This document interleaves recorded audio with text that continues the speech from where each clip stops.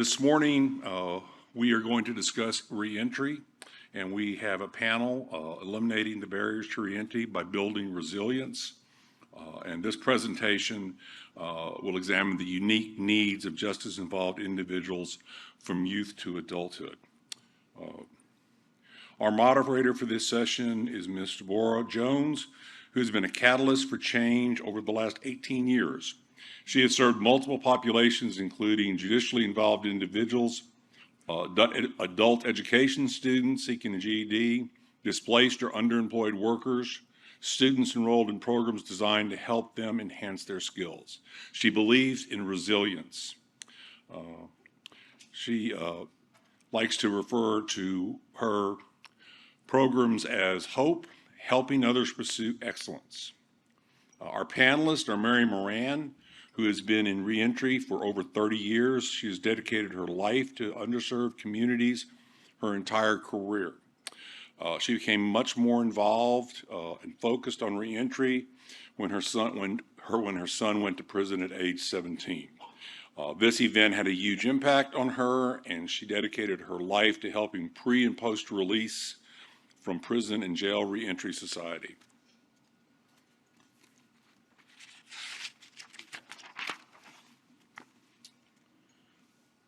And Ms. Moran was instrumental in bringing reentry programs to Travis County.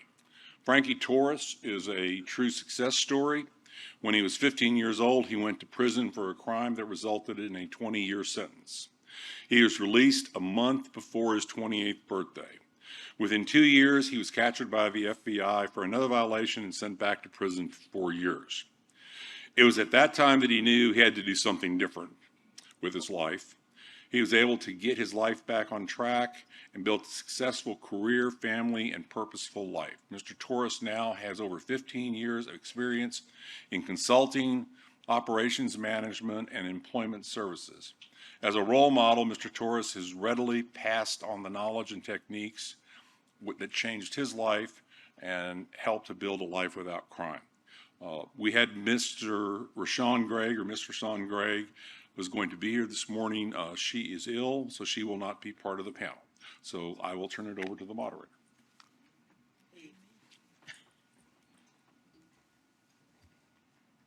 Thank you so much, Judge. Good morning, everyone. Hasn't this been an awesome summit with great sessions, rich networking opportunities, and a chance to meet and interact with a lot of new and wonderful new colleagues, I would say.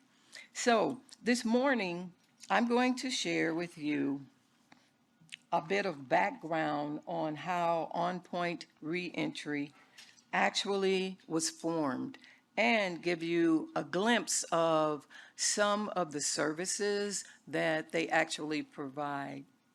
Their mission is twofold.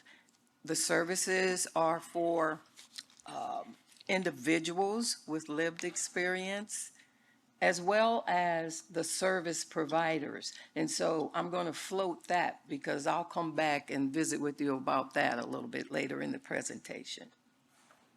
So we're living in what I call, well, unprecedented times. It was the best of times. It was the worst of times. A quotation from Charles Dickens. It actually describes the radical opposites taking place at the same time. This particular writings was actually published in March of 1859, but it adequately describes what's going on today and the effects of living and working in and through a pandemic. A pandemic which has also caused the spotlight to be shined on or uncover many societal pain points in areas that have been historically overshadowed or overlooked. So in the OPRC, which I will, on point reentry, which I'm going to refer to as OPRC hereafter, was actually formed by a group of individuals that had expertise in specific areas. Now, this group had been working together informally for around 15 years prior to actually coming together to form a formalized nonprofit.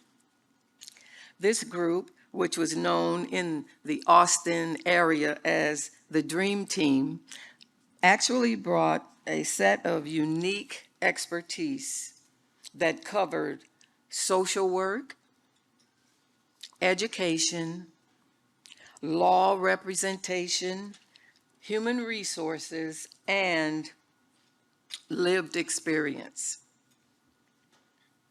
This group came together with the intent to collaborate, to bring about change, and to offer assistance to those individuals with lived experience needing help in making their transition back into the community.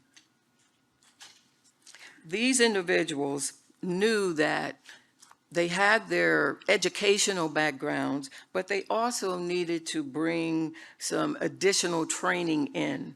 And so they were actually involved in the training that was facilitated by the National Institute of Corrections. This training is known as the Reentry Development Workforce Specialist. So they have all been trained in that area as well. We know that innovation are birthed by those who capitalize on opportunities. Now, Andy Rooney said it best. He said, opportunities are never lost. Someone else will take the ones you miss. And so OPRC, these individuals in OPRC are actually seized the opportunity to come together to make a difference within their community. As you'll see, the mantra is rethink, rebuild, and renew. OPRC believes that thinking critically about ways to incorporate services through trauma-informed practices within the organization would provide a safe environment, support emotional regulation, and create opportunities for these individuals to reestablish themselves. Rebuild. OPRC believes in building a healthier, more resilient individuals, thereby a more resilient family and community. Renew. OPRC believes a renewed growth mindset is a powerful tool necessary to sustain the level of progressive vision that's needed for change to happen. So they have become what we know as champions of change within their communities.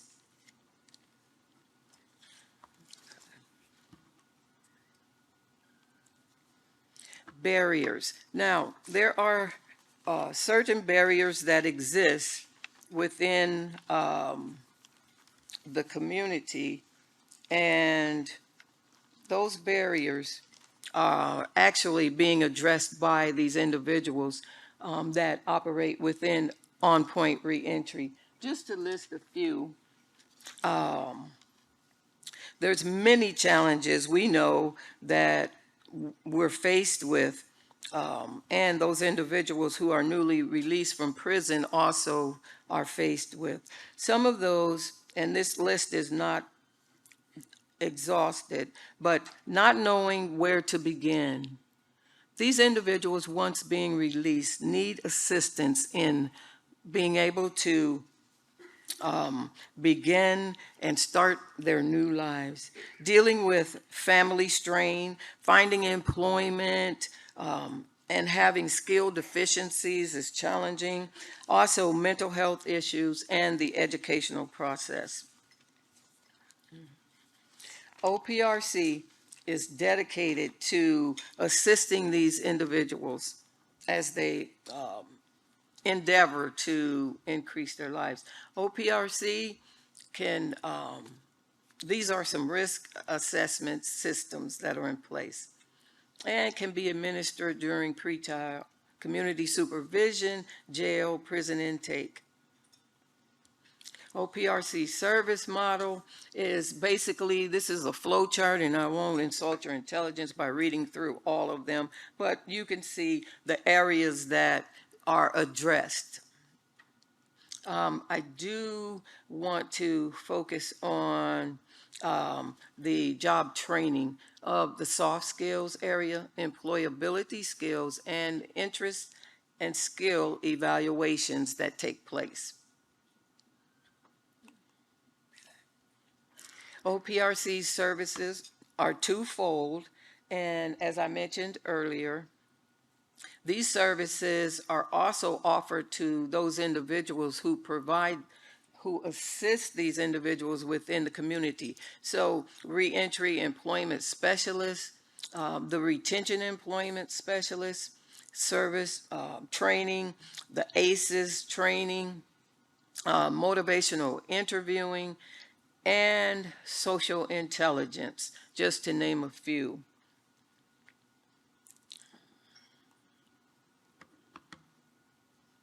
At this time, I will turn it into the hands of Ms. Mary Moran.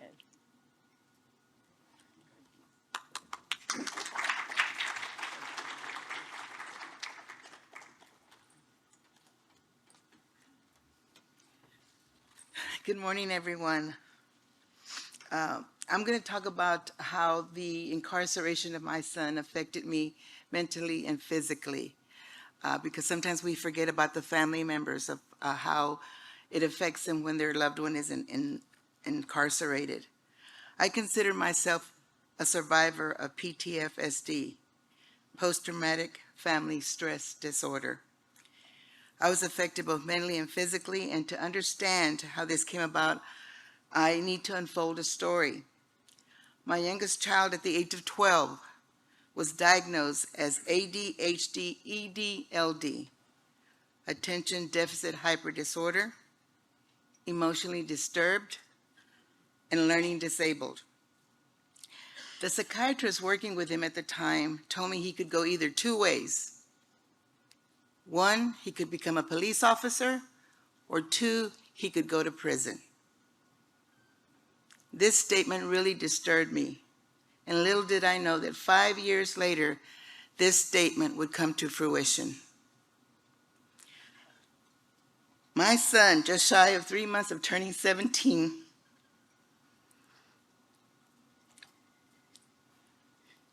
was certified as an adult and sentenced to 20 years in prison. The judge at the time wanted to give him and the other boys involved 40 years and stated, this is the judge, stated he wanted to make examples of them. My son was put into an adult prison, which up until now had not spoken to me about that time. I mentioned to my son where I would be coming to present, and this was my first time ever asking my son how he felt when he was in there. He said, "You know what, Mom?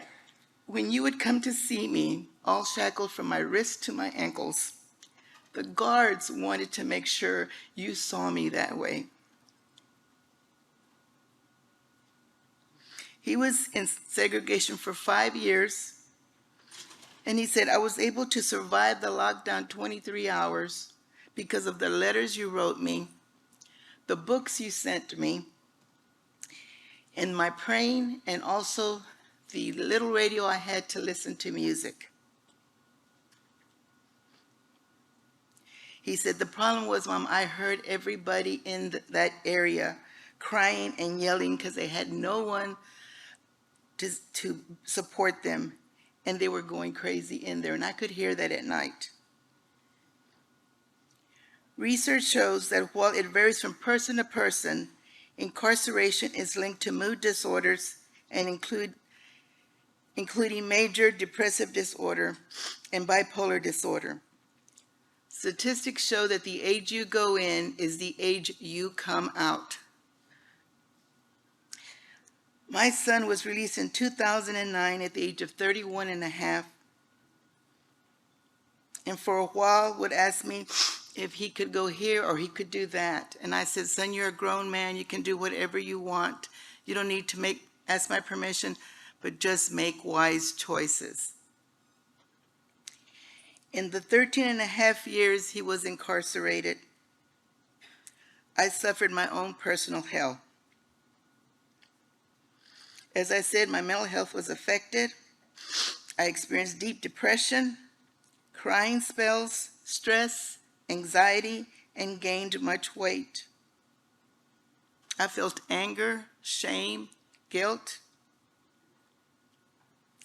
and lived in a fog. At one time, I even contemplated suicide.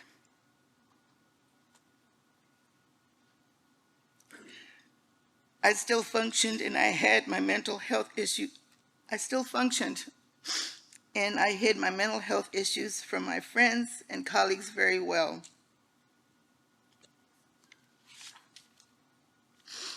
When a loved one is incarcerated, everyone close to that person is affected. It is a domino effect. Your life is on hold. You are in your own prison. And each day you anticipate, how will it be when he or she comes home, or if they will even come home. What helped me bounce back were the women in workshops I was conducting at that time through the Department of Human Services. I was a facilitator, and it was called Survival Skills for Women. Support, empathy, listening, and caring is what is needed to help in building resilience. And not only yourself, but those returning from an environment that caused even more trauma instead of rehabilitation. These women saw my pain and let me know what they had done to overcome their pain, and then I started researching and finding out everything I could on prisoner reentry, and devoted my life to giving to others what I had learned. Because the more you know, the more you owe.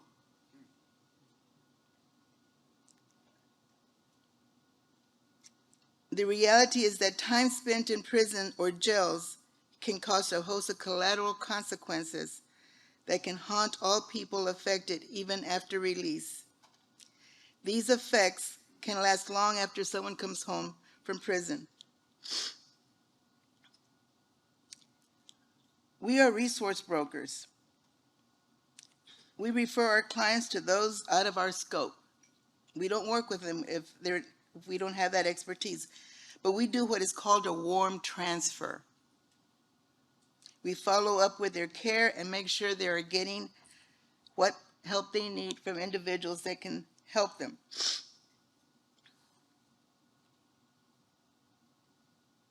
We come today to offer options in helping a population that needs employment, but more importantly, needs to address the core of why they went into that system and why they followed that path.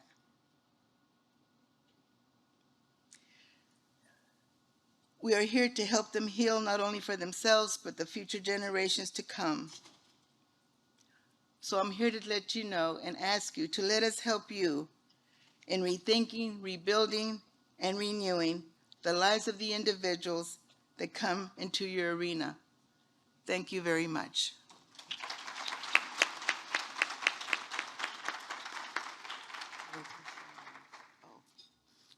Okay. And I'm going to read Ms. Rashawn that's out today. I need to go this one here. I need to read this first. Resilience. No one escapes pain, fear, and suffering. Yet from pain can come wisdom, From fear can come courage. From suffering can come strength, if we have the virtue of resilience. This next session is mental health and the judicial system.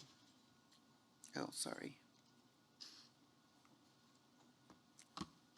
As a family member of a person that has suffered from a mental illness and addiction since they were a child, I would like to share what I have seen over the years as it pertains to the seriously mentally ill, specifically suffering from bipolar, schizophrenia, and major depression, and in this case, a learning disability. There have been obvious changes in the way that police respond and arrest individuals in a mental health crisis.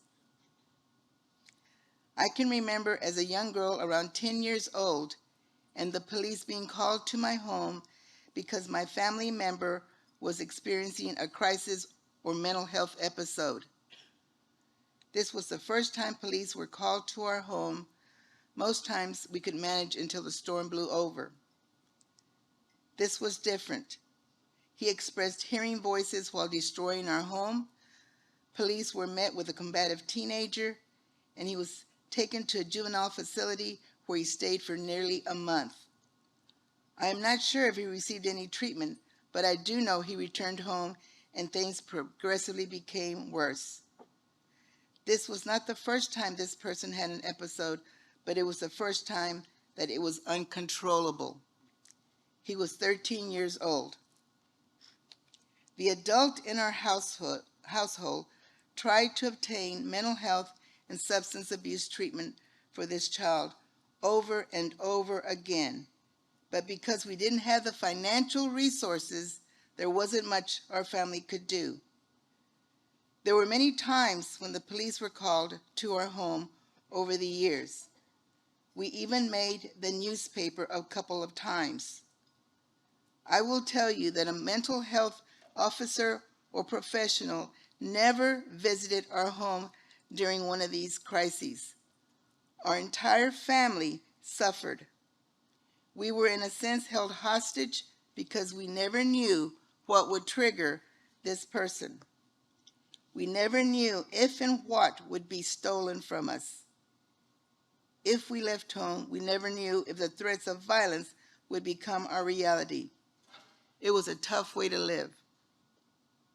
Over the years, I've seen the jail system become more of a mental health facility than the designated mental health facility in our area.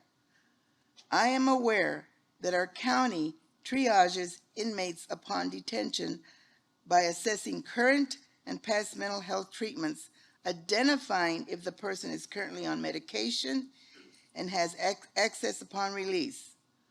Oftentimes, many of the inmates have not been diagnosed, much less treated. It is at this time mental health professionals inside the jail have the ability to identify if an inmate is competent. This is a snapshot of our county, Travis County. As of the last month, there were nearly 1,000 persons in our county jail that were designated for psychiatric services. Prior to COVID, the wait list for a state hospital competency restoration was approximately 2 to 3 weeks to 3 months for a bed in the state hospital. With nearly 150 persons waiting for a hospital bed, the current wait time for a bed can range from 400 days to over 3 years. Once inmates are diagnosed and treated, they are usually seen every 3 months by the jail psychiatrist unless there is a need for more frequent visits, like for increasing medical dosage, and etc. That inmate will be followed closely by the jail staff in between the visits by the psychiatrist so that improvement of the patient can be monitored. Inmates that are coded as deemed most seriously mentally ill will be placed on the special reduction dockets, where the attorneys that work with these patients are aware of their mental illness and the challenges it presents for their clients. Once the inmate is stable, they're encouraged to attend programs to help them learn coping skills. Also, the jail has the ability to refer the inmate to Integral Care or local mental health provider if they are not already connected to them, and who will even conduct their intake in our facility prior to release, so they are connected to the community services once released from custody. All the services are provided in an effort to stabilize the mental health of the inmate and keep others safe, whether inside the walls or post-release. When the jail began to address the mental health crisis, pretty much out of default, I began to see a difference in the well-being of my family member while they were inside and sometimes for a few weeks after their release. We were able to see a glimpse of what we believed to be normalcy. Although a few weeks may not seem like a long time for some of you, but for a family member living through this, it can feel like a lifetime. I researched a few years ago how many times he had been arrested. The last count a few years ago was around 40 times.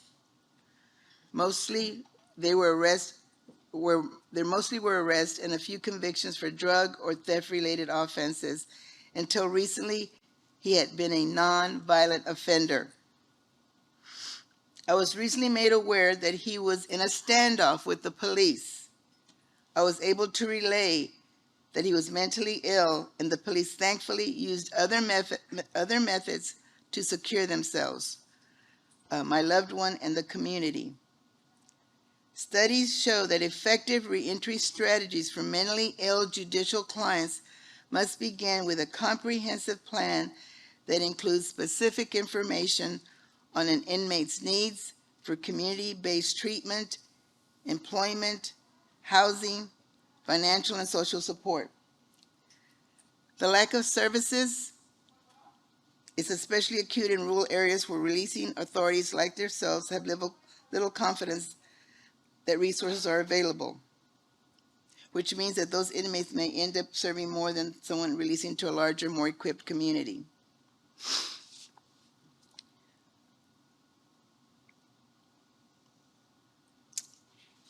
And looking back over the years, I can reflect the challenges that our family faced while trying to assist. It is unfortunate that we as a family were not asked what we needed in terms of support. My family member was not mandated to remain under psychiatric care.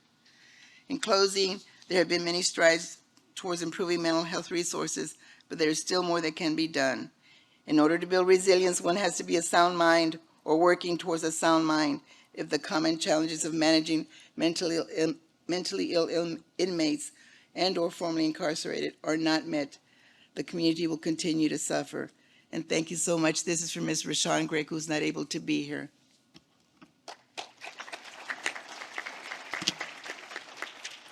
I'll turn this over to Mr. Frankie Torres.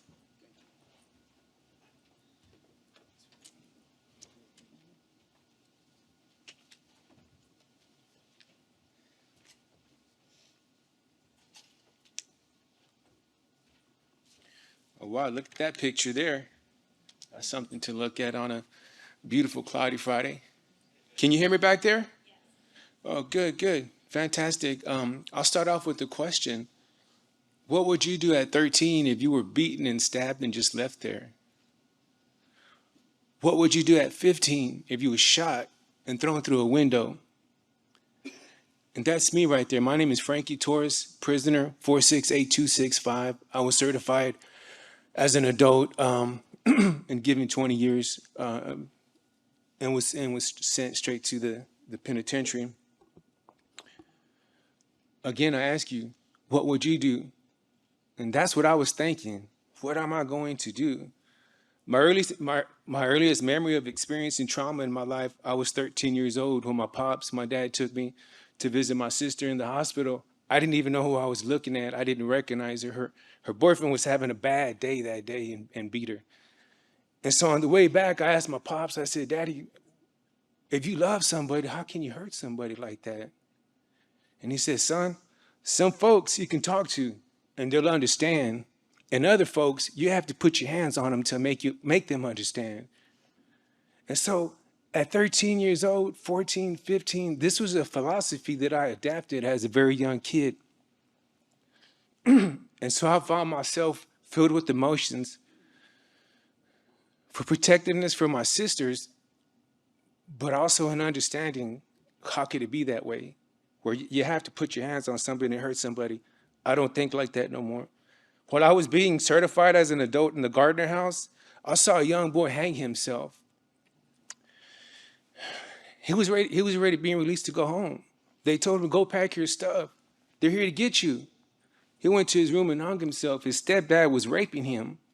And I was the one that found him.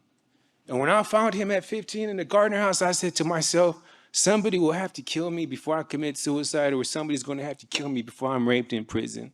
Plain and simple. This is what I promised myself at 15 years old. And that's just absolutely madness. But nonetheless, anger was part of the emotion. I became worn out and stressed, harboring it, didn't want it anymore. But yet I left, going and coming back with it. I just couldn't get it off me. Violence became part of my life. And trust me, there's not a lot of good people in prison.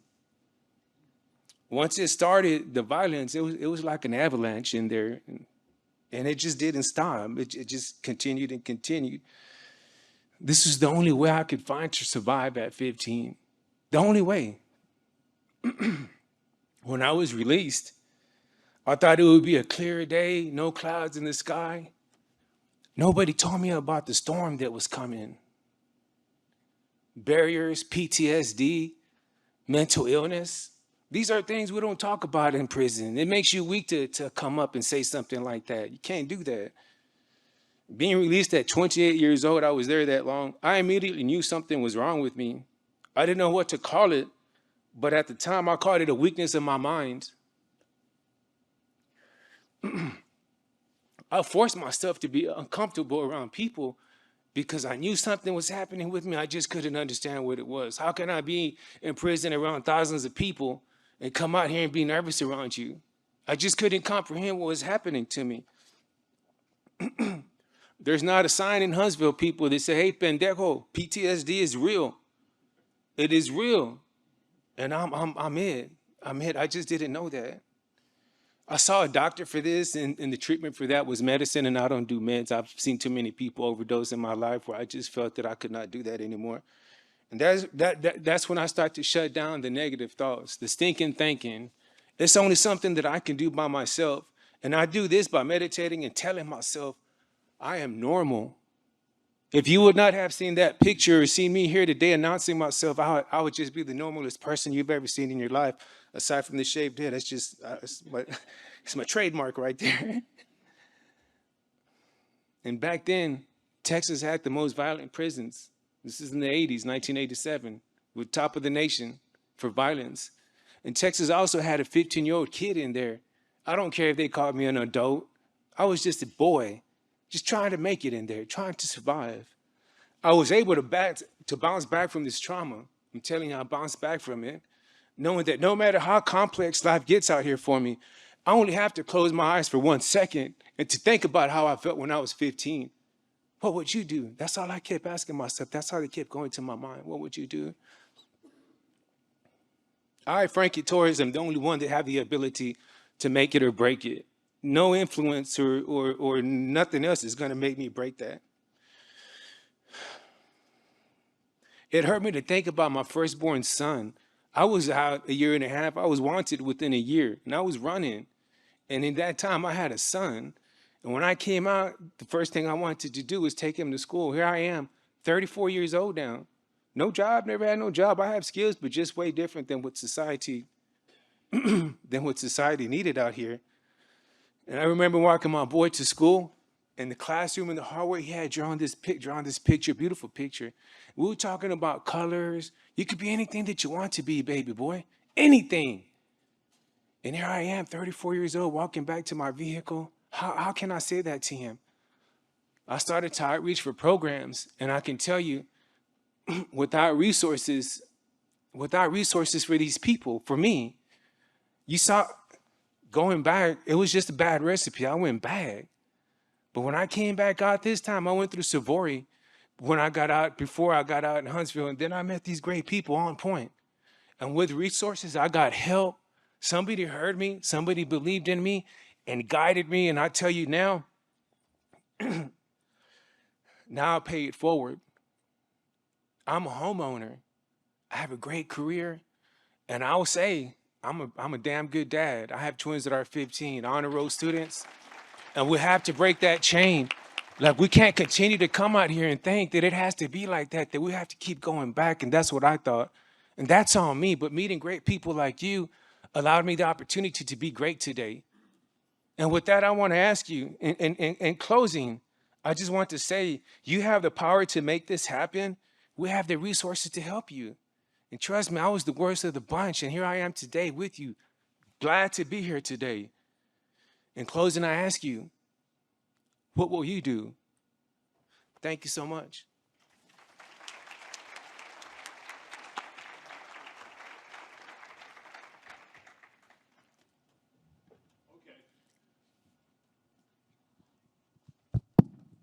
Okay, we have a few minutes for questions. Does anyone have a question for anybody on this panel? Okay, guys, wake up. There we go. Okay. Yes, here. Because I work with a lot of families, and I have quite a few that are in the same exact situation, from your personal experience, what do you tell them? I get stumped as to know how to help them when they have someone in their home. There's nothing we could do, for the police can't come get them because they haven't committed a crime, but they are held hostage by their child that is an adult and terrorizing them, threatening them. What do we do? Inside the home? Inside the home. Or maybe they live on a property and they have another home close by, but they are terrorized. I've got several situations like that, and it's a very tedious situation. And some that are in jail and they don't want them back out. What do you tell them? I let them know that there's resources out there that can help them, but also I connect them to their local mental health facility, because NAMI is a great organization that can help. And I'm president of NAMI Tyler, but this is a serious, these are situations that the police can't come get them, or we can't keep them in jail because they're timing out. And then what do you do? Because they're going to come home and start the cycle all over again, even though I can get them into help, but they're not going to stay because they don't want help. They're adult enough to say, there's nothing wrong with me. They're high functioning enough, but they go back to scaring their family, and a lot of the families are scared to death. They feel like, I've got several situations. They said, they're going to kill us. That person's going to kill them. Yeah. And sometimes I'll tell you, those are ones that don't want the help and really need to either be in a hospital setting or be put back into the system, because until they're ready to get the help, then you can help them. But not if, and I'm going to tell you right now, protect yourself first. Protect your family Well, that's first. what I'm telling them, but Yeah. it's such a frustrating situation. Yeah, and it's hard for them to turn in their loved one, but they have to in order for them to survive. Okay. Ms. Torres, do you have anything you'd like to say on that? I know that a lot of times, because it's family, we don't want to make that call and put that charge on them. But we may be, you need to. That person needs to put that charge on them, because you may be helping the situation is spreading worse by allowing that to happen. And because that's family, like, let's look at safety. Let's look at what's best for that person. And I hate to say, sometimes that is what it's needed to give that balance and to allow that person the opportunity to think on what it is that can be changing for the household, other than using the terror and the fear for that family. That's not a healthy relationship for anybody. Well, that's what I tell them, but I just wanted to make sure that if there was anything else I could say. Yes. To probably get people that have that problem and create a support group and talk about ideas of what we can do, within that group to help one another, to address that problem. Here, go ahead. All right, so I'm a NAMI person as well. I was not only president of NAMI Austin, NAMI Central Texas, but of the National NAMI. I've just rolled off the board after 8 years. But one of the favorite phrases that I learned through NAMI from Dr. Joyce Berlin is, when in danger, love acts. Love takes the steps that need to be taken, even the hard steps. And I think this is also another place to put a plug in for our looking very seriously at assisted outpatient treatment, AOT. The testimony that you read for the person that couldn't be here today was very powerful and important. It made me think about AOT all over. And I also want to bring to our attention the fact that a psychiatrist named Dr. Robert Drake developed a program called IPS, supported employment, and there is national funding. 7 states are now being funded by the national government and ODEP for supported employment and supported education for people with mental illness, and those not only out of the system, but those who have been in the incarceration. So I think it's very important that we look at all the different opportunities that are on the table and start to build the collaborations that you're talking about. So I really appreciate your presentation. Thank you so much. And my son was in jail too, and and had no treatment recommended. So when you read that from the other testimony, it was very powerful for me, because if we don't understand the necessity for treatment, we are missing some of the biggest and best opportunities. We have to get engagement. We have to use motivational interviewing, every tool in the toolbox, because these are tough issues. Thank you. Thank you so much. Thank you. Thank you, Adrian. Just an announcement. We've made a decision to end the conference at 11 o'clock. We're canceling the last speaker. Megan stayed in Austin and didn't come. So we will have the next presentation, a break, and then one more presentation, and we will shut down at 11 o'clock. Do we have time for one more? We have 2 more minutes.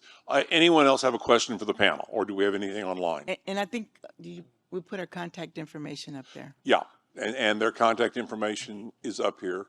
And obviously, they would be willing. And there's one more question. Sorry, I'm a juvenile judge. I was just wondering, Mr. Torres, if there were any opportunities in the juvenile system before you got to the point of being certified that were lost. Thank you for that question.